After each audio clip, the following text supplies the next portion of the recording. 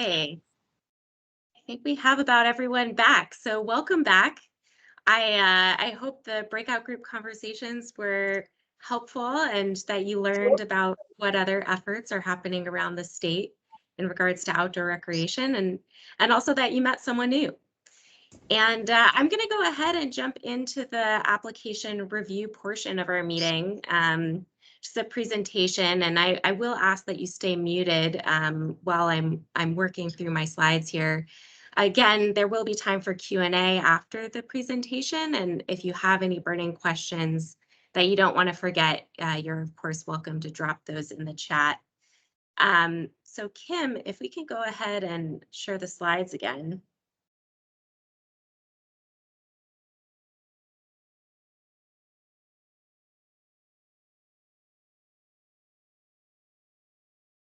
And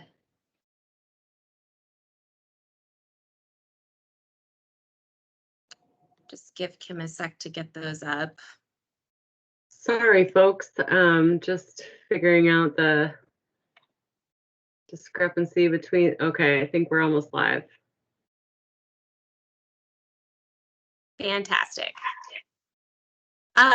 All right, so I just want to start with a reminder. We did hold a meeting on July 19th. It was our 2021 Outdoor Recreation Grant Funding Information Meeting. I mentioned this earlier, but we did cover a lot of the basic information about the VOREC Community Grant Program at that time, things about deadlines and eligibility criteria. That meeting was recorded and it is posted on our grant program website. And I do encourage you to go and watch that recording if you feel like you have questions about basic eligibility of this program. It's on the website, and definitely go back and watch that if you haven't already. The other resource that I want to point you all to is our FAQ document, which is also linked on the website. We have been keeping this document up to date as we've been getting questions from the meeting we held on July 19th and our last application development meeting, which happened last week. So I do encourage you to go there to stay up to date on our most current Q&A. And so this afternoon, like I said earlier when we were talking about the agenda, what I'd like to focus on is the letter of interest. And I've been getting a lot of questions since our July 19th meeting about specifically the project description and what we're looking for there, how we're going to be reviewing the letter of interest. So I'm going to go over that in more detail. We're also going to give you a look ahead at the full application and some materials you can be thinking about now in preparation to be invited for a full application. And we'll talk about that more in a few minutes. There are some basic eligibility details up on the slide here. Again, these slides are posted on the website as well if you want to go back and look at that information. So next slide.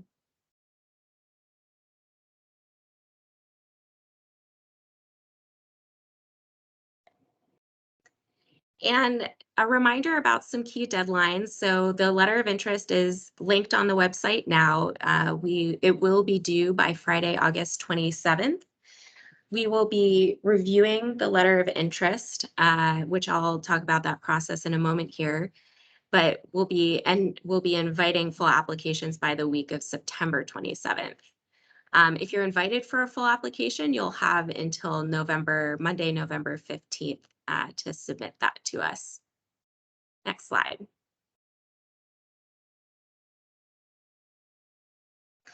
So the letter of interest is the first step in our application process for this program. And you can go to the website, take a look at the different aspects the different pieces of information we're looking for. But I want to share right now the intent of the letter of interest. And the intent of the letter of interest is really to be a high level, is really to provide us with some high level information about the project that you're applying for, but provide us with enough information that we can determine if your project will be a good fit for a full application. The idea being that this is hopefully a low barrier way for you to share information about your work with us, and we aren't making you spend a bunch of time on the nitty-gritty details if we aren't going to invite you for a full application. To contextualize what we're looking for and how we're evaluating projects, it might be helpful to visualize the goal of the grant program. And the VOREC Community Grant Program is really intended to help communities get what they need to achieve their vision for what economic recovery development looks like with outdoor recreation at the center. In other words, we're looking to fund work that is closely aligned with planning goals that communities have, specifically around leveraging their natural outdoor recreation assets. So things like forests, rivers, and trails for the benefit of adjacent businesses and strengthening their local economies. And ultimately, the hope is that funded projects are successful and help provide metrics and tools to show the benefits of outdoor recreation on local economies and build a foundation for the development of a designation program focused on communities that are centering their economies around outdoor recreation. And I share all of this with you because we'll be keeping these goals in mind as we're reviewing your letters of interest and evaluating your proposals. And I realize that it's pretty hard to tell us this whole story and keep things high level. But there are a couple of key pieces of information that you can focus on in your project description that will give us the information we're looking for. And the first is clearly telling us how the community you are working with is achieving the 5 pillars of VOREC, and or how work will help strengthen those pillars or fill in the gaps. The second key piece of information that we'll be looking for in the letter of interest, specifically in the project description, is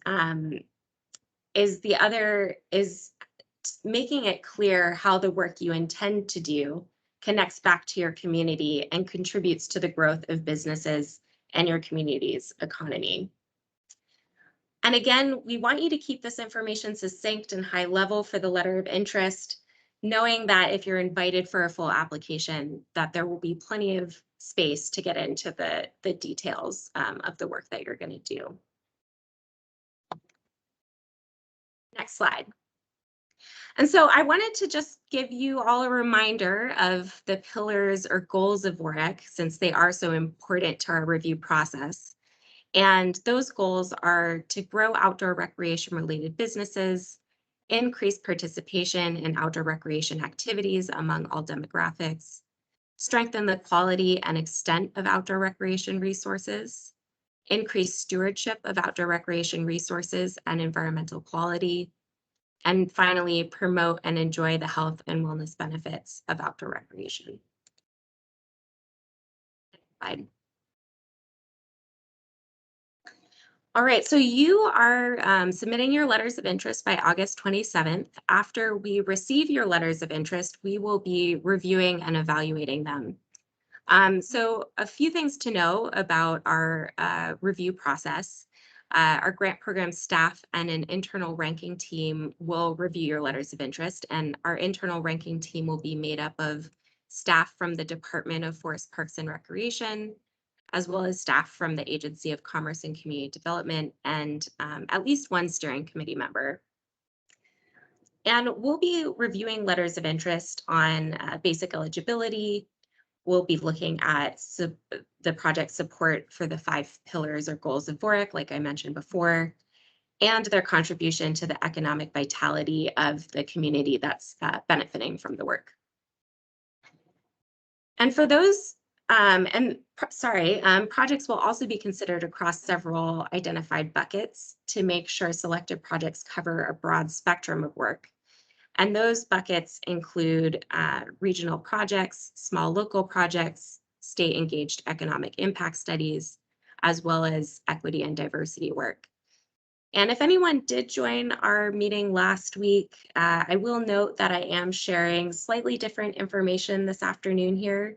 The information I shared in the last meeting was not entirely accurate, and I want to clarify that there is no set number of projects or amount of funding set aside for any of these buckets. Grant program staff and the ranking team will be viewing these buckets as a set of overarching goals that are meant to complement the 5 pillars or goals of VOREC. And the ranking team will also be considering in their review the geographic location of your project. So part of this grant program is that it's really important to us that funded projects cover or are funded across, or projects are funded across the state. So the ranking team will be looking at the location of your project when making decisions on who to invite for a full application. And a couple of other things I want to note, as the ranking team is reviewing letters of interest, we're also going to be looking for partnership opportunities. So that's a big part of the program this year. We're highly incentivizing partnership building.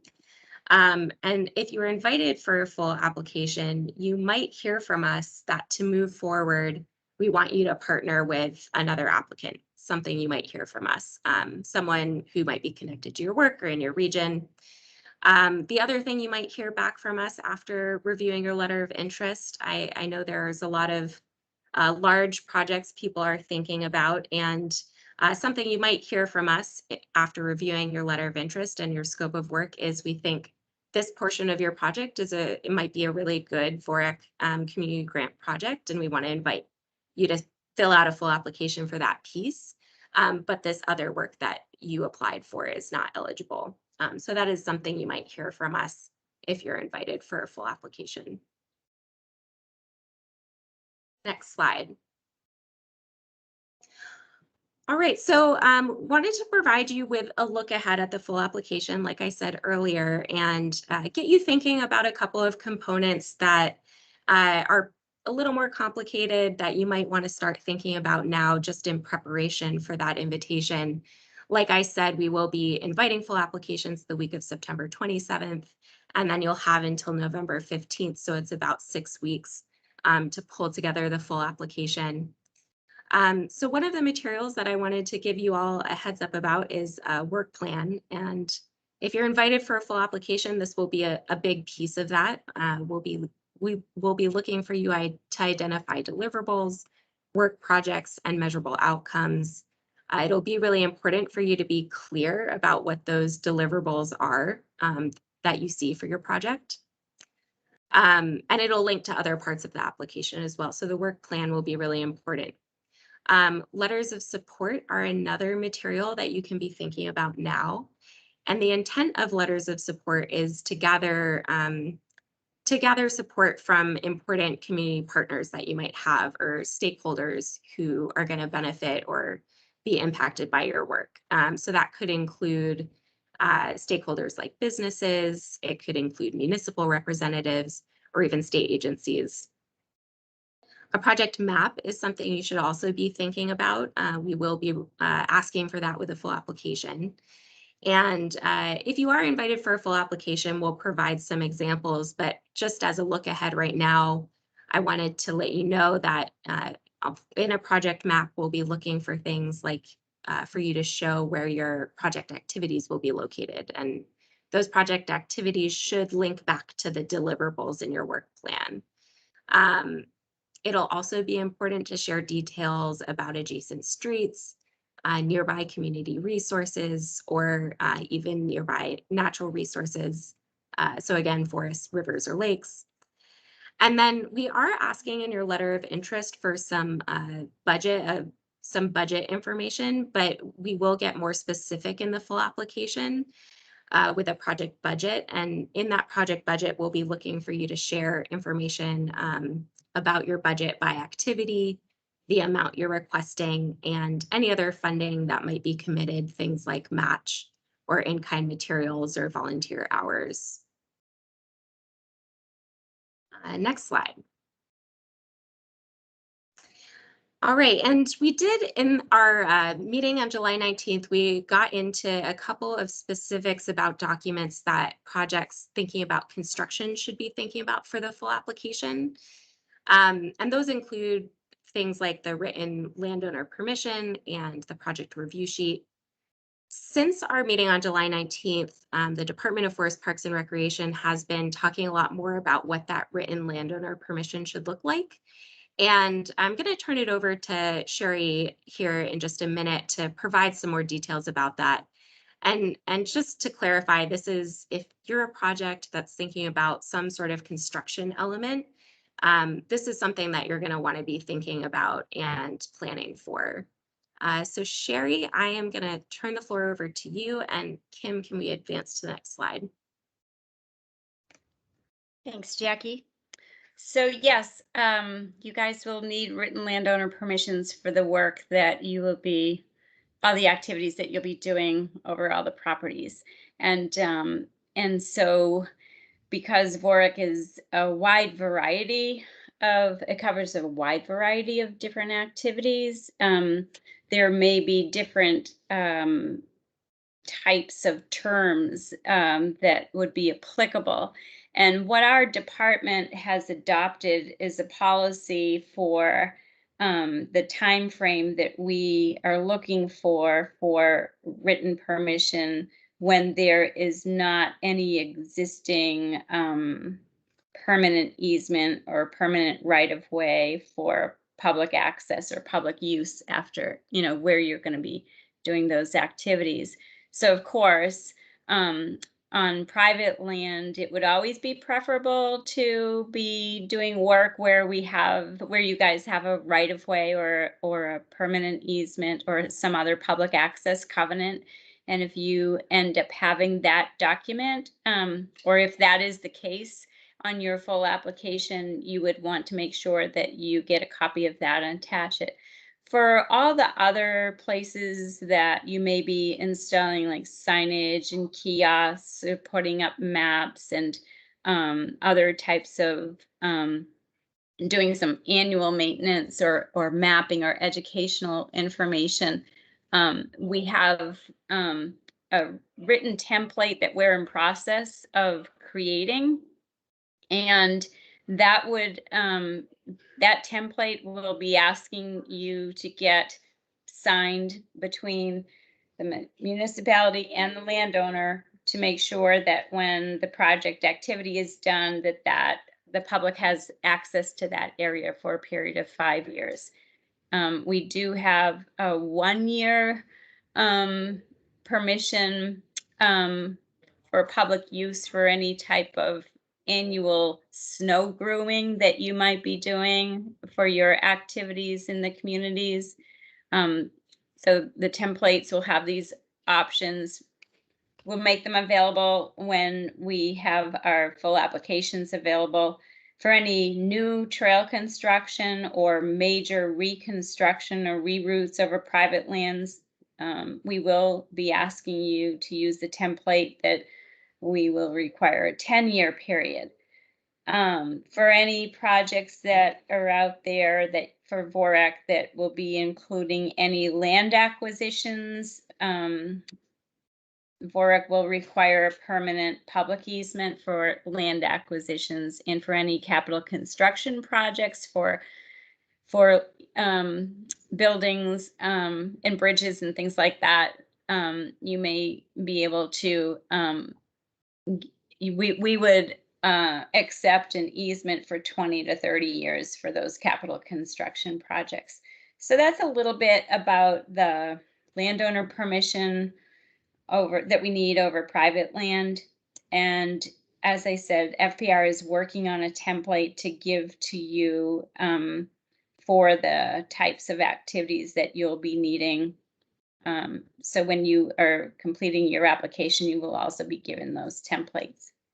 And if we could go to the next slide, it's only going to also say that we are also asking for written landowner permission from public entities. So, and that would be because it's public land, we need a written letter from the public landowner on the public entity's letterhead for the same time frame requirements as the landowner permission requirements over private land.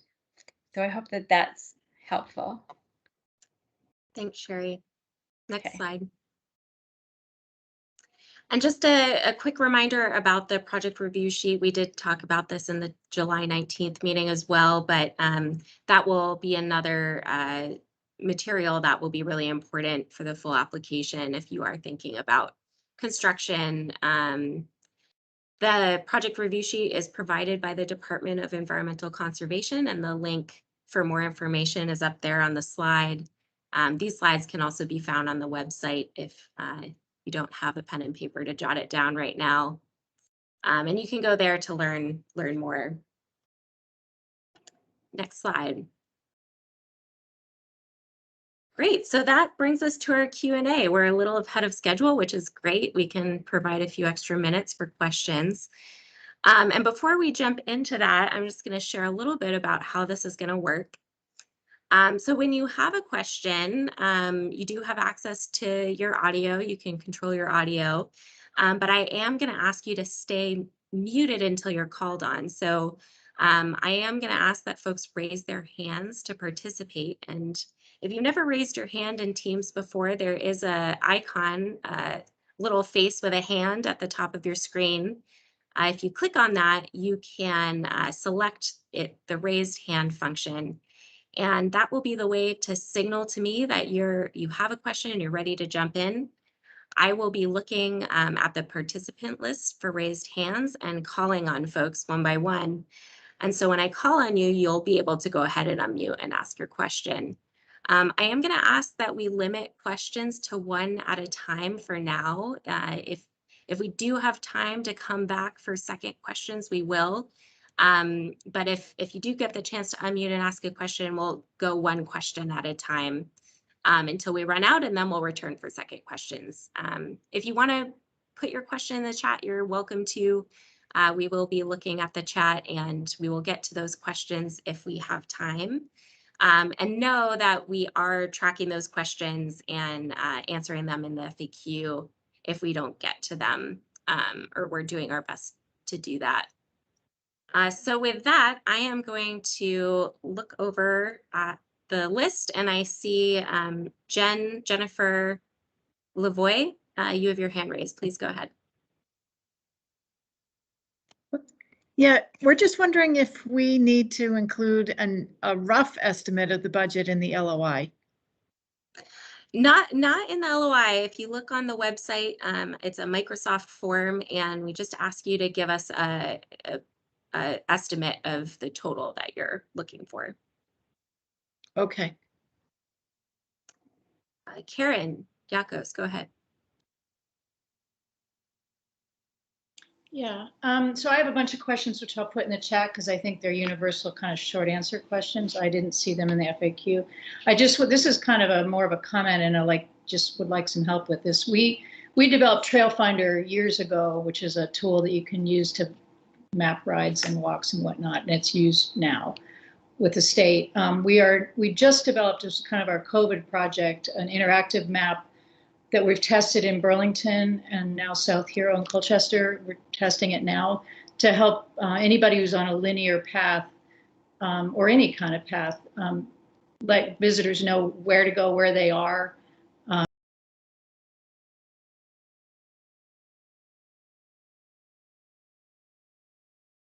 Sort of thing.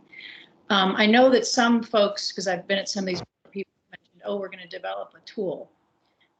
We have a tool. And I want to know how we might, we'd like to make that available. I mean, we're designing it for ourselves and the Island Line folks, because that's who we work with. But I've been talking to the Lamoille Valley Rail Trail, who we also work with. So is there a mechanism for us to kind of say, here's a tool that can be used?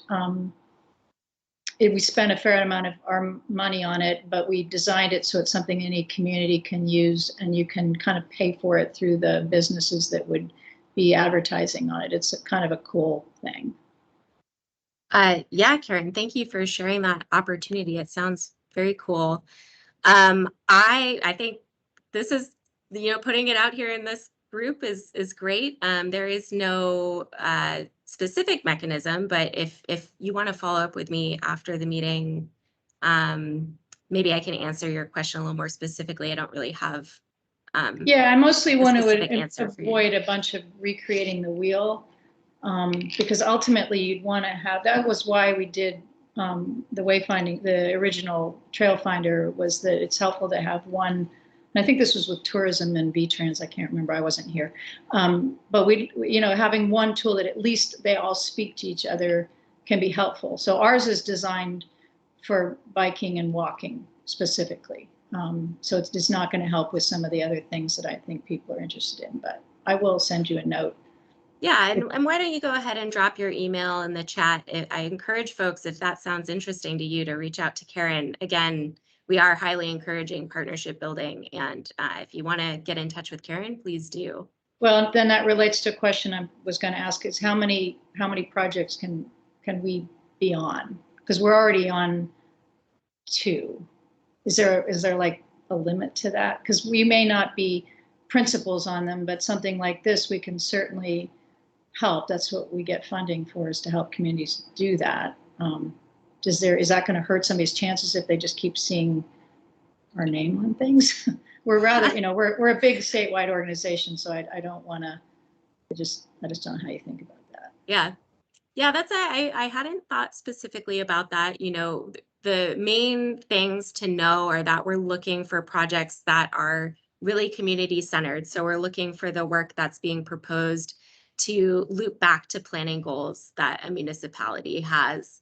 I can think a little bit more about that, but yeah, I mean, if you're enhancing the project and contributing to the success of that work, I don't see that having a negative impact on a project proposal, but I might have to give that some more thought. I mean, Thanks, we Karen. work with many of the communities on this list already, so it's kind of a problem. Okay, thanks. Thanks, Karen. All right, I'm going to move on to Lynn. Go ahead.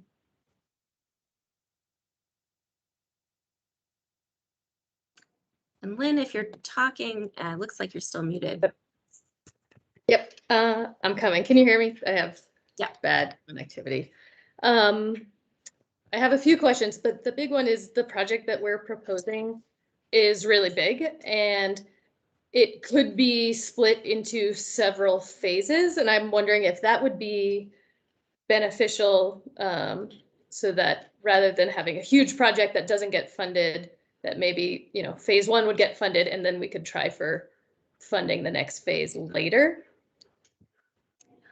Yes, I have gotten that question. So I think the big things for the VOREC community grant are, we want projects to show us their readiness. And I think if you're thinking about your project and there's one phase of your work that you're ready, you can show readiness and that you're ready to do that work. I would think about narrowing your application that way. The other thing I said, which I said earlier, is that, as we're reviewing project proposals, we are going to be thinking about, is there a piece of the project that we are more likely to fund over others? And that's part of the intention of the letter of interest, is to have those conversations early on. So if you do decide you want to share information about more than one phase, you're welcome to. Just know that we are looking to fund up to 25 projects. We have just over $5 million, so you can do the math on kind of the breakout of that. And we are looking to fund across a diverse array of projects. So I hope that answers your question. Yeah. Yep, definitely. Thank you. All right, Olivia Strong. Yes, hello. I do have actually 2 questions, if that is okay. One is, what is a local project? We represent 2 towns, Jericho and Underhill, and I'm thinking that's local, but I'm not really sure. Yeah, I would say that is, it's a little, we call them VOREC community grants, is kind of how you define your community, but I think geographically, you would be, you guys are right next to each other. You're pretty local in that way. Yes. Okay. So we would be a local project as far as the grant application goes. Yeah, and again, I think the important point to take away from the message about buckets that I shared earlier is that, the way that we're thinking about buckets is to make sure that we we fund a diverse set of projects. There's no allocation for, how we're going to be evaluating you based on whether you're local or regional. Yeah, I just wasn't sure how local was. And the other question, I'm sorry, I had a second question, but how do we recognize the economic impact? What is the best way to do that within two small towns? Well, I think you'll part of what you'll want to do is share information with us about, you will want to see the story about how the work you're doing is connected back to the businesses in your area. And Okay. the organizations that are adjacent to outdoor recreation and how your work will have an impact on them or have an impact for them. So we'll be looking for you to tell us information like that in the project description. Okay. Thank you. Thanks, Olivia. Steve, go ahead. Thanks, Jackie. I have a specific question about, demonstration of community's commitment. So what specific project planning costs can be counted towards demonstrating the community's commitment to projects? Specifically, master plan creation, surveys, GIS mapping, permit application work, survey work, funds already spent to the date on implementation of projects, and already incurred administration costs. So we spent a lot of time and money already on our projects. So does that, I know there's not a match, but it demonstrates the amount that we've committed to the projects already. What actually constitutes showing that commitment? Yeah, well, to me, all of those things show community involvement and commitment and the readiness of your project. So I think, to me, all of those things would kind of tick that readiness box. It's certainly, we love to see that the community is involved. We'll want to see that the work that you're doing ties back to the planning goals of your municipality. If we were invited to do the full application when we were doing the budget, we would just include those as already line items of money that's already been spent in the budget for the project, just so you guys could see what we've been what we've been doing project wise up until the grant. Yeah, and I mean, that's jumping ahead a little bit, but I will, Kim, I might call on you to share some information about that. Does that sound right to you? We could talk about it later. I'm just curious as to how it breaks. We have our existing budgets already, so we're breaking things out, for the grant. Yeah, Steve, that's a good question, and I'll just flag, I think, showing those costs that have been incurred within your budget, could be helpful to understand the full breadth of the project. However, I would look at that April, I believe, maybe Jackie can affirm for me, April 17th, 21 fund eligibility start date. If we really just want to consider your project within the time frame of the grant eligibility period. So April 17th, we're not looking to include costs from planning, in 2020, for example. If that makes sense. That's fine. That's exactly what I was looking for. I appreciate it. Great. Thanks, Steve. Allison, go ahead. My question has to do with the landowner permission. Do we have to have that before we submit the letter of intent? And then if our letter of intent was accepted and we were invited to do a proposal, would we have to have landowner permission before, or could part of the project proposal be getting landowners permission? Thanks for that question. Yeah, we'll need the signed landowner permission with the full application. So it is something that you should be thinking about now and preparing for. We won't be able to execute a grant without a signed written landowner permission. Thank you. Welcome. All right, Carol, go ahead. Hi there, thank you. So I have One quick, one comment, I guess. I've looked at the letter of interest and it looks like it's a 17 question fill in the blank, or is there something more to it? Nope, it's pretty high level. It's just a Microsoft form. It's really intended to be very simple. Okay. It's the start of the application process. And like I said earlier, it's just intended to give us, you know, those key details that I was talking about earlier. Sure thing. So I actually have another question. Is that okay? You know, unless it's linked to this one, I'm going to ask to come back to you so we can get to a few other folks. Okie dokie. All right. Thanks, Carol. Belle, go ahead. Shoot.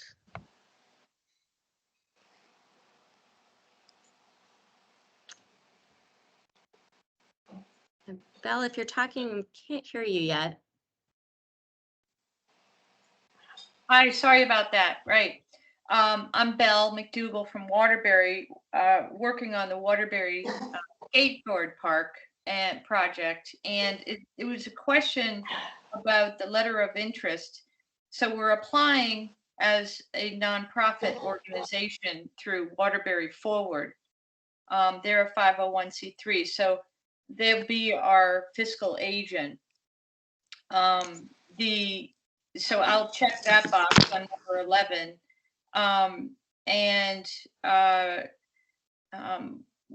You know, I guess we're a nonprofit recreation organization. And then the title of the project is the Waterbury Skateboard Park.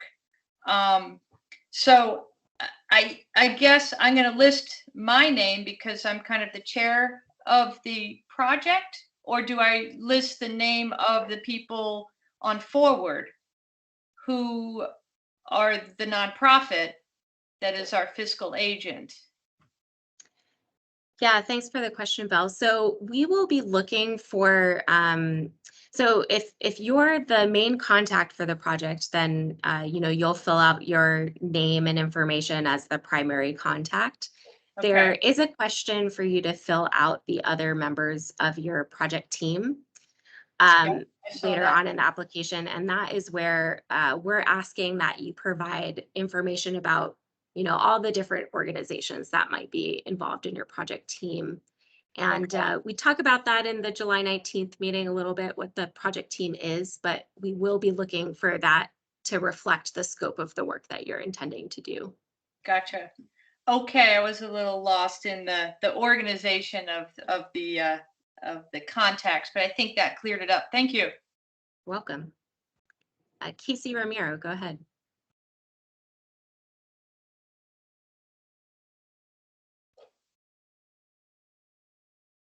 Casey, it looks like you're still muted. Yes, hi. Yeah, back to the topic of local versus regional projects. If ours seems to be a combo, do you have to choose one? I mean, because the Lamoille Valley Rail Trail is a regional. Anything that because our project uses that, or it is, I should say, an integral part of the project. Does that make it regional? Thanks, Casey, for the question. So I would, no, you don't have to choose one. You know, it's kind of going to be on our end, looking at your project description and thinking about where the work you're doing is. Got it. So we'll be looking at where the work you're doing and the community that benefits from that work specifically. Got it. Thank you. Peggy, go ahead.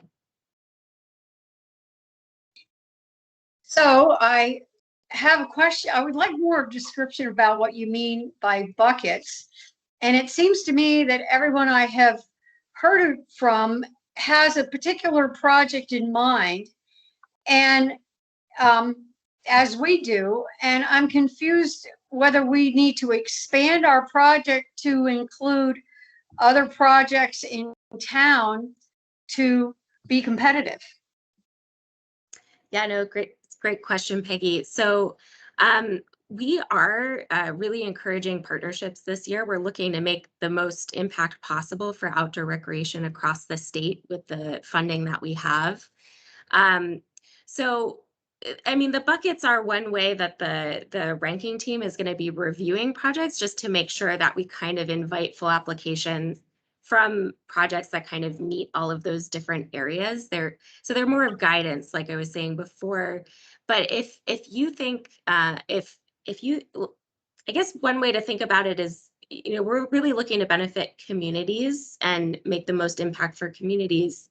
And if there's work you're doing that can connect to another community in your region, or, you know, communities in your region might have similar needs, and there's a compelling reason for you to partner and submit a letter of interest or an application together, we're very supportive of that.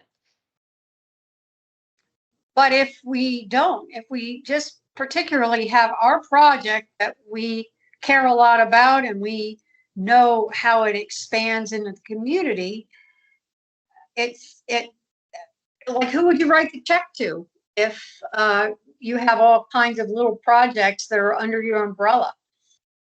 Yeah, so we get into project teams more specifically in the meeting we had on July 19th, but in the case of partnerships, you would designate a lead applicant or fiscal agent, and that lead applicant would be the financially responsible party and who we would work with directly on reimbursements and things of that nature. So perhaps if you had various projects in the same town, then the town would be the lead applicant and they would divvy the money up. Yes, and those, yeah, so you're saying, just to clarify, so you're talking about your town has several projects that are outdoor recreation adjacent that would benefit the community and kind of tell the story about this economic vitality piece and the 5 pillars of VOREC. And so what you're asking is, can you pool those projects under one application, and then the municipality would be the lead applicant? Is that right? Right. Yes. Yes. That's what you're looking for. That is. Okay. Thank you. You're welcome. Laura, go ahead. Thanks. So the core part of our project is a pedestrian and bike bridge that costs $200,000. So we have a bunch of other parts that we like funding for, you know, to hit all the VOREC goals and things. And you know, it's a trail hub. So, but the bridge is what enables us to put the trail hub there. And so, you know, I don't really understand how I can get past like a big ask, and unless, do you want in-kind and match listed in the letter of interest? And you said to somebody else, no, don't put a budget in. But I mean, if I don't put a budget in, you're never going to know about the things that are important to our overall idea beyond this expensive bridge. Mm. Yeah, I mean, that's fair. I hadn't thought about it that way, so I really appreciate the question. And I mean, if you do feel like it's relevant to your project and you want to break it down for us so we have an understanding of that, and you can do that in a succinct way in the project description, I definitely encourage that. You know, going back to the being succinct and high level, we are looking for you to do that as much as possible. But if you do feel like there's relevant information to the decision that we're going to be making at this point in the process, please feel free to include that.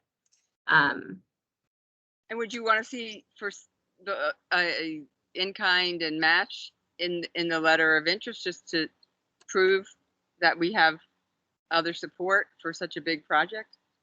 No, we wouldn't need to see it broken out like that, Laura, but if you want to mention that you do have those that support to show readiness or anything of that nature, that might be helpful. And Kim or Sherry, I'm looking at you just to see, you know, from your past experience with grants, you know, if you have anything else to add there, but otherwise, No, Okay. I think as long as, she prefaces on the letter of interest, a little bit of surrounding information to help the reviewers look at the bigger picture and how this fits in, that would be helpful. I think you covered it. Great. Yeah, and it is a high level, as high level as you can make it, but giving us the information that you think we need to make our decision. Thanks, Laura. Jessica, go ahead.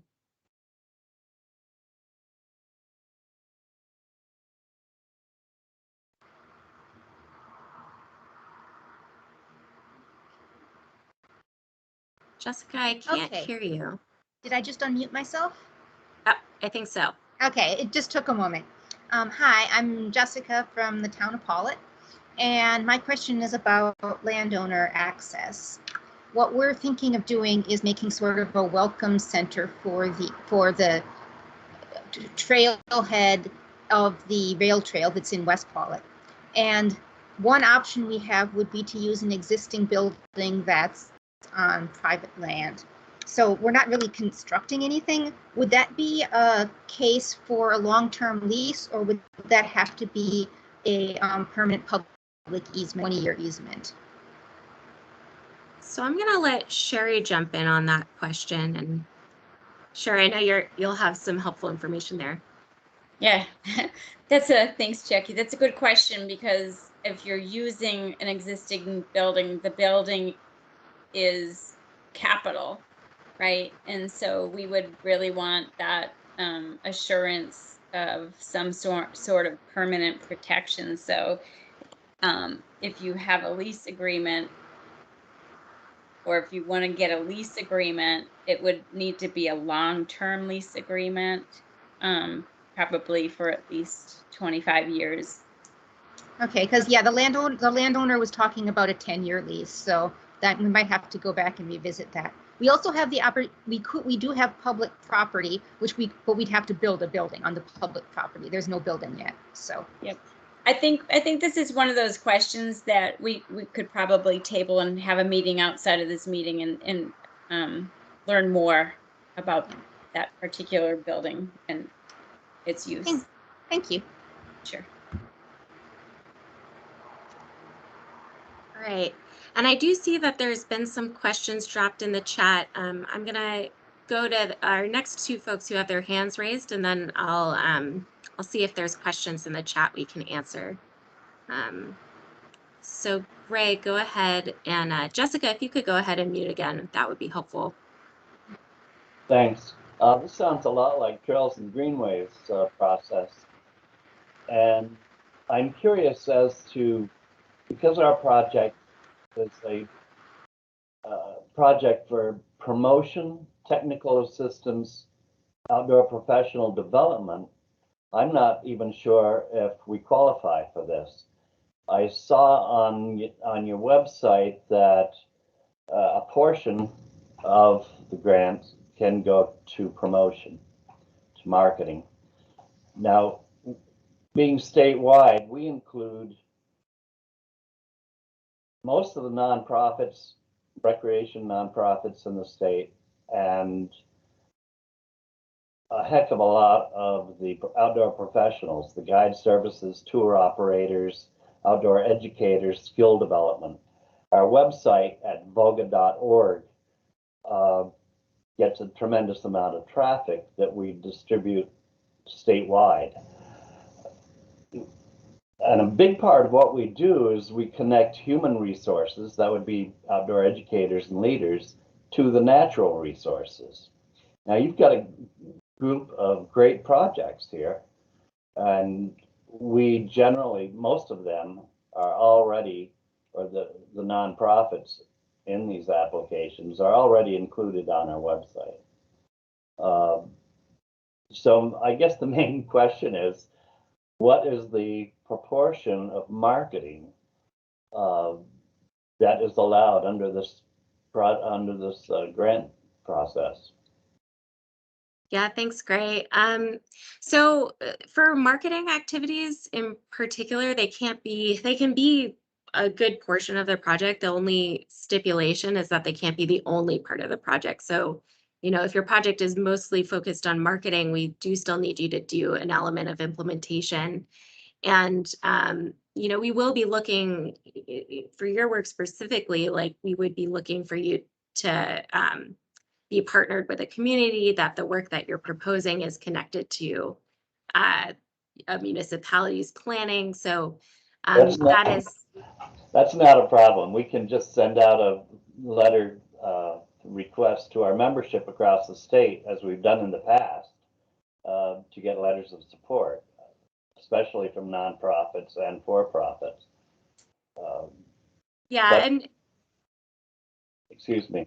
yeah, no worries. And maybe we should, and maybe it would be helpful for us to have a conversation offline too. And I know you've sent me some emails, but we would be looking for more than just a letter of support. We would be looking for you to be working with a specific community or a set of specific communities, and that the work you were doing was tied to, the benefits of businesses and organizations adjacent to those communities. So it might be helpful for us to connect further offline, and I'm certainly happy to set up a phone call. I appreciate that. I don't want to take up everyone's time on this, but we're a different type of critter than all these other requests are. So maybe we can meet. Thank you. You're welcome. Okay, so I know there's been some questions dropped in the chat. We have a couple of minutes left before we're going to start to wrap up. And I do wonder, Caroline, I'm not sure if you've been tracking these comments, if there's some that have stood out to you that we haven't answered in the discussion. Look to you to see if there's any standout questions that we could answer real quick. Sure. Can you hear me okay? Yes. Okay. Let's see, maybe a couple more general questions which may apply to broader swath of folks here.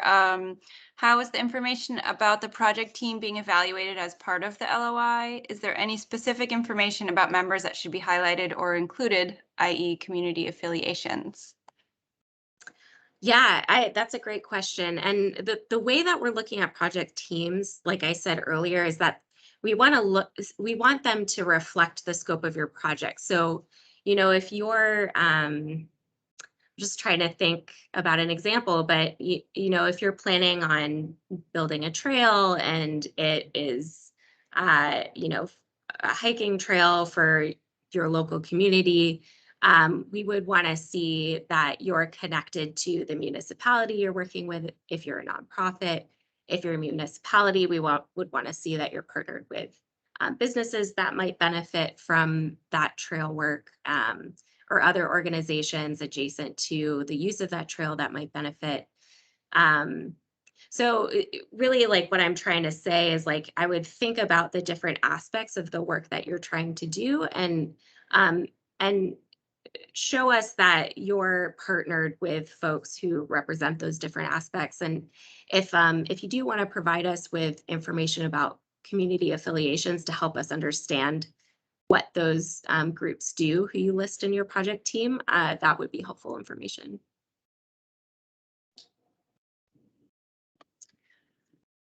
Another question, could you touch upon Ursa and recommendations or suggestions to apply to both or one versus the other? Yeah, that's a great question. I mean, Sherry is here in this meeting. She is the grant manager for the Ursa Trail Grant Program. We are very connected. We're staying very connected throughout this process because we do share similar deadlines and timelines. I'll let Sherry give a quick overview of the Ursa Trail Grant Program in a second, but I will say that there is an Ursa Trail Grant workshop coming up on, I believe that's Wednesday, right, Sherry? Yes. And I would encourage anyone who's interested in that program to attend that workshop. Also, if you haven't reviewed the recording of the July 19th meeting, there's a lot of eligibility and high-level information about the Ursa Trail Grant Program there, and a very detailed website on the Forest Parks and Recreation Department website. So Sherry, I'll turn it over to you. Sure. Thanks, Jackie. Also, for folks who may not have gone onto our website or to either view or who did not yet attend the July 19th overview meeting, we ended up doing an overview of both the VOREC program and the Ursa Trail Grant program and what sets apart the Ursa Trail Grants from VOREC. And I'll just tell everybody essentially, Ursa Trail Grants are for on-the-ground trail projects that accomplish 3 main goals.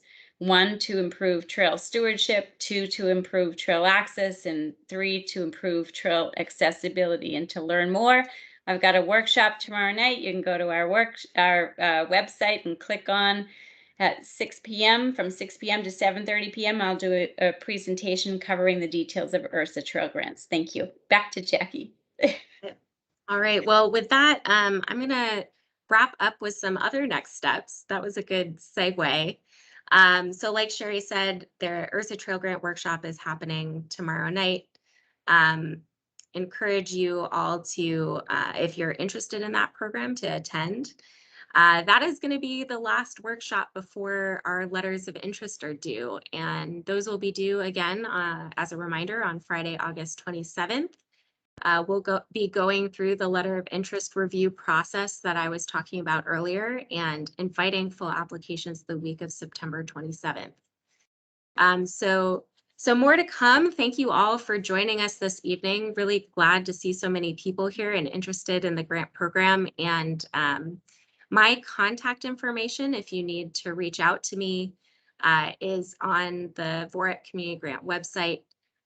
We have been tracking questions in the chat, and I will be taking a look at those questions and seeing if there are ones that we don't already answer in the FAQ that I can add. So keep looking at that document for more information, and I look forward to seeing your letters of interest. And with that, I am going to wrap us up. Thank you, everybody, and I hope you have a good night.